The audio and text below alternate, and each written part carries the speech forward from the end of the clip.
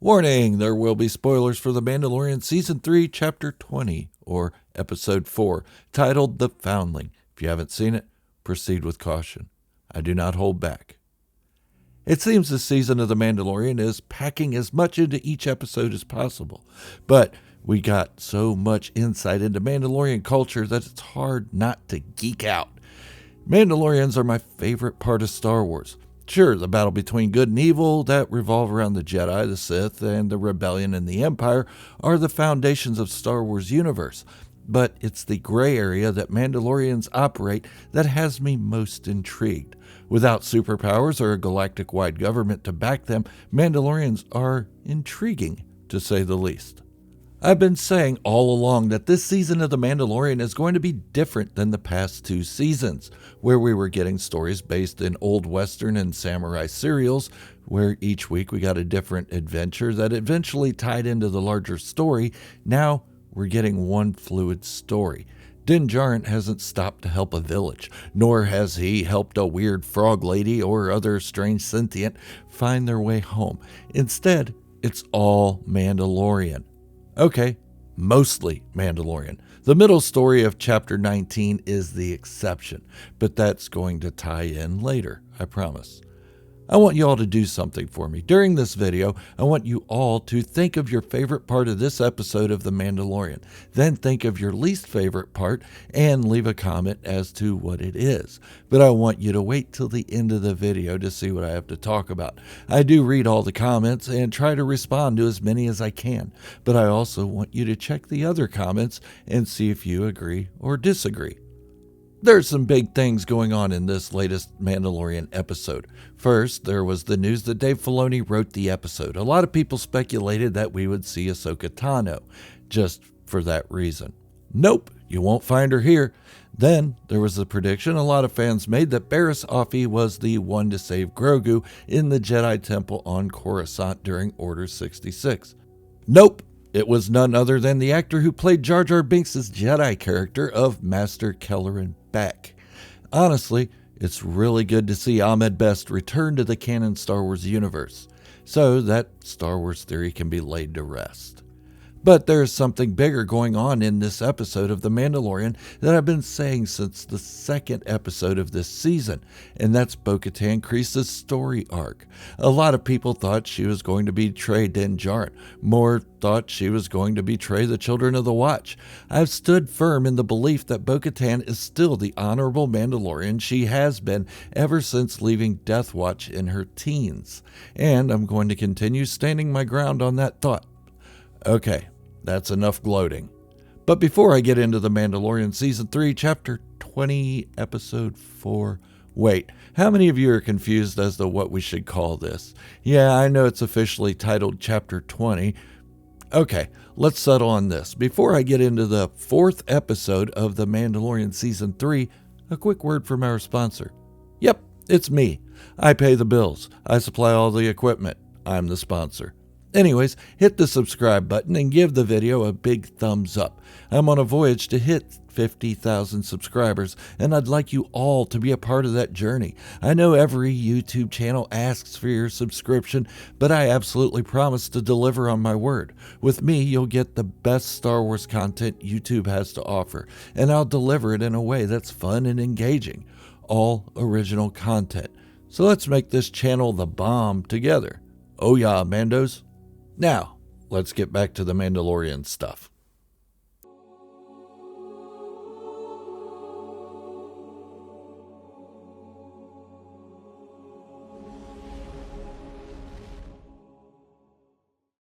I know a lot of people don't care, but if you were wondering what happened to Dr. Pershing, you're not going to find it in the fourth episode of The Mandalorian Season 3. In fact, I wouldn't expect to see anything about it until probably the season finale. I could be wrong, but that's where we tend to see a lot of big reveals in this series, and Dr. Pershing's story will lead to a big reveal. So, a little patience is in order. We only have 4 more episodes to go of this season.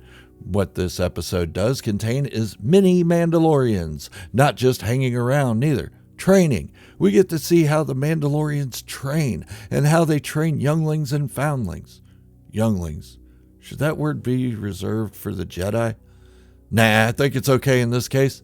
But there are Jedi, and there is more on Grogu's escape of Order 66. I'm so glad that it has been laid to rest. Sure, when Star Wars channels claimed it was Barriss Offee, it was fun to imagine her stupid face showing up again.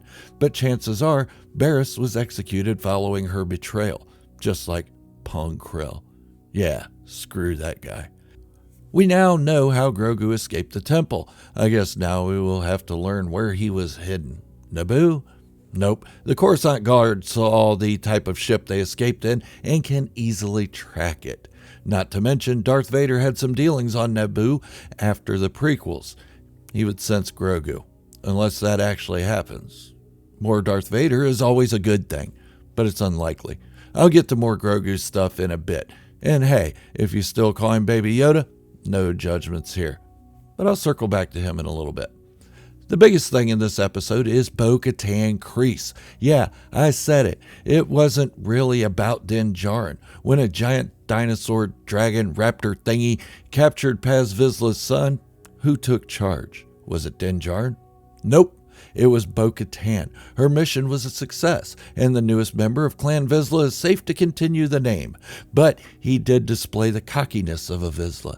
Then, slap! Oh, wow! Judge Grogu by his size, do you? Anyways, Bo-Katan has brought honor to her name, her house, and herself. The theory that Bo-Katan was hiding the sighting of the mythosaur is leveraged to usurp the Mandalorian leader role. Nope. She was just worried that everyone would think she's crazy. But the opposite happened. When Bo-Katan told of the mythosaur in living waters of Mandalore, the armorer didn't even question it. She instantly believed her. After losing everything, Bo-Katan has a chance at a new life, one where she is accepted, whether she carries the Darksaber or not. A new life where she doesn't have to reflect on her losses, a chance to learn from her failures and move on. Okay, I have to say it. Her new shoulder armor with the mythosaur skull is pretty badass. It's also a sign that she's moving on from her old ways, chipping away at her past and leaving it behind. I feel like the whole bit the armorer was telling Grogu about Mandalorian armor and steel was about Bo-Katan. I mean, she didn't have to make that giant medallion for him. Now he's walking around like a baby Flavor Flav. Bo-Katan Kryze is a complex character. It was easy to say that she would become a villain of sorts, but I knew that was out of character for her. She had only done some sketchy crap in her youth. The rest of her appearances in the Clone Wars and Star Wars Rebels shows her being honorable, so making her an antagonist would have been out of character. Now, let's get back to Baby Baby Yoda. Grogu. There's a deeper meaning to his story in this episode. When he witnessed the attack on the Jedi Temple during Order 66, he was helpless and at the mercy of those protecting him. While they did protect Grogu, they were overpowered. Most died. His own training must have been really slow because the baby flavor of love, Grogu, was defenseless. Now, let's fast forward to his time with the Mandalorians. What is the first thing they do with him? Train to protect himself. He isn't being treated like a helpless baby. He's an equal. Right away, he's a Mandalorian. Kind of funny, though, that Din Djarin kicked Paz Vizsla's ass. Now Grogu kicked Paz Vizsla's son's ass. Like father, like son, on both sides. Nah, Paz Vizsla seems like a good guy, and I hear he has an amazing singing voice. Okay, that last part's a lie, but it could be true. Grogu's training under the Mandalorians is giving a stark contrast to his training as a Jedi, where the Jedi taught peace. The Mandalorians say, F that, fight. Who needs meditation when you have cool gadgets in the Force? But one thing's for sure, Grogu is going to be able to protect himself. There's no Darth Vader and Inquisitors hunting him anymore. The ones hunting him are just bloated Imperial remnants, and Grogu will be able to fight them without relying solely on Din Djarin and Grogu's hover egg. There's a lot going on in this season of The Mandalorian. It's getting a lot of hate, but honestly, this is my favorite season so far. There's a lot of Mandalorian lore coming back to canon and more being explored. Don't worry, the action will come. They're Mandalorians. They can't stay away from it. And I'm not just talking about giant saltwater crocodiles or flying dinosaur dragon reptar thingies. By the way, does the planet the Mandalorians are fighting on or staying on seem to have more dangerous creatures than Australia's outback? Or is it just me? Sorry, Australians, no offense meant, just seems a little dangerous in some of your regions. But I do think there is going to be a big reveal, and I think it'll happen in the season finale. Thrawn. The Imperial remnant is small potatoes. Even Thrawn to a degree is.